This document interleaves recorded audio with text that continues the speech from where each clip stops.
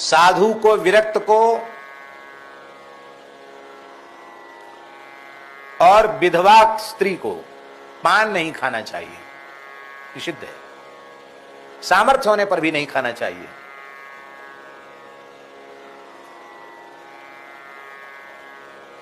पान की उत्पत्ति अमृत से हुई है। जब भगवान मोहिनी ने इंद्र को अमृत पान कराया, बहुत ध्यान से सुने, तो इंद्र को थोड़ी त्वरा थी। त्वरा जानते ना, जल्दी हमको मिल जाए अमृत पीने को, तुरंत अंजलि ऐसे की। तो त्वरा में इंद्र का हाथ थोड़ा हिल गया, तो पीने के पहले कुछ अमृत छलक कर उनके हाथ से नीचे आ गया, बूंदे उनकी। जैसी बूंदे नीचे आई तो उससे एक बेल उत्पन्न हो गई। पान, तांबूल देवताओं की पूजा में लगता है, बड़ा अच्छा है, हमारा पान अमृत से पैदा हुआ है। भोजन के बाद एक वैद्य जी की बताई हुई बात आपको बता रहे हैं।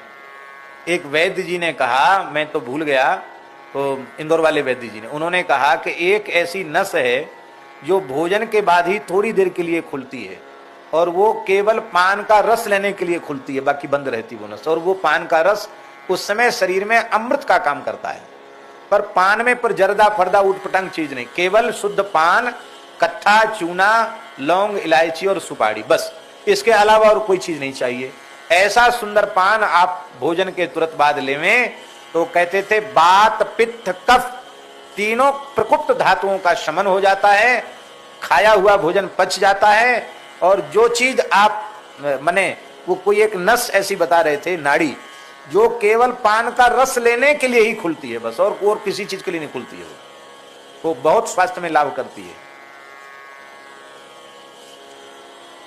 इसलिए आपने देखा होगा धूपम, दीपम, नैवेद्यम, तांबूलम, नैवेद्य के बाद देवताओं को तांबूल अर्पित किया जाता है, भोग के बाद ठाकुर जी को बीरी अर्पित की जाती है।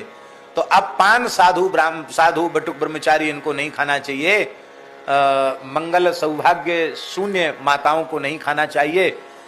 किंतु इसमें हम थोड़ा सा एक सुधार कर देते हैं, पान नहीं खाना चाहिए दुकान पर खड़े होकर, बाजार में खरीद कर।